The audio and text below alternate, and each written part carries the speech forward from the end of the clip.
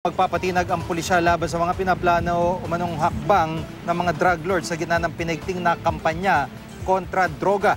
Ayon sa incoming PNP chief na si Chief Superintendent Ronald De La Rosa, nagpulong ang mga convicted drug lord sa loob ng bilibid para pagplanuhan ang kanilang mga hakbang.